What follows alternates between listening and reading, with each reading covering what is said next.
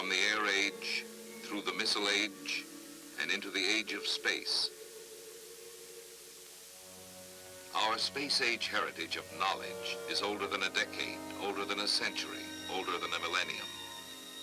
Our scientific knowledge has evolved through the ages concurrently with the minds of men. Our capacity to learn has expanded in the process.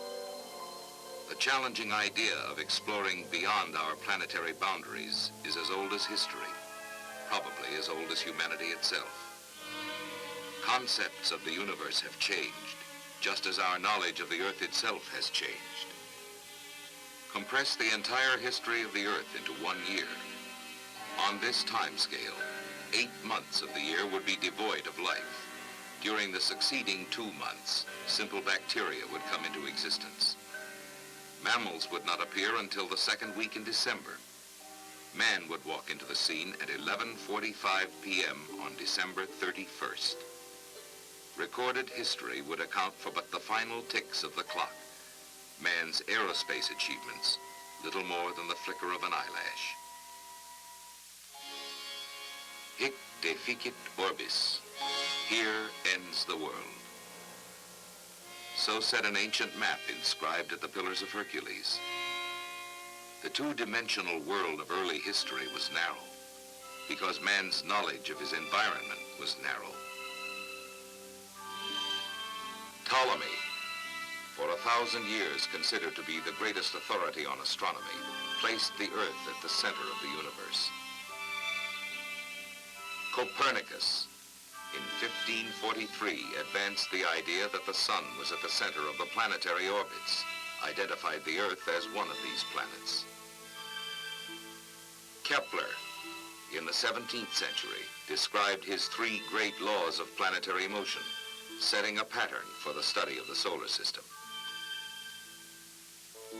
Galileo, 17th century inventor of the telescope, who opened a new window to the skies with a device that could look at both sides of the present, using the antique light from distant stars to chart future voyages into space. Newton, who said of his 3rd law of motion, "This is the principle that will enable mankind in later centuries to undertake flights to the stars." Montgolfier, 2 brothers, sons of a papermaker from the little French town of Annonay, in 1783 achieved by balloon what the Wright brothers, the bicycle makers from Dayton, Ohio, did in 1903 in a strange new device called an aeroplane. And Goddard, who in 1926 launched a liquid-fueled rocket, and in 1935 sent a rocket 7,500 feet into the sky. Space is a place of knowledge and of progress. Space is the new psychological frontier. It provides us an emotional challenge. It stimulates our desires for knowledge and adventure. It increases our fears. It feeds our ambitions. Space is the new scientific frontier. The sky is no longer the limit. Human knowledge is doubling every decade, for ignorance is our enemy, just as surely as knowledge is power, power for good or power for evil. Man's judgment in the applications of technologies, particularly in the fertile fields of space, may well determine human destiny. Space is the new defense frontier. Survival of the fittest has acquired new meaning in our time. Strength has become the index to peace. Space is a place for security. Space begins just 50 miles away. How far it extends, no one can tell. We do not aspire to conquer space.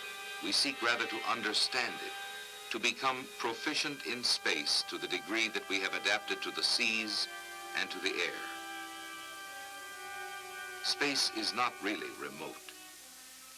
And because it is close, it becomes an area of possible threat, just as the ability to fly made the airways a threat, or the capacity to navigate oceans made the seas a threat. Space is a place to preserve peace through understanding, But true understanding of space will come only if peace is protected. Scientific, technical, and strategic preeminence in space must be reserved for the forces of freedom.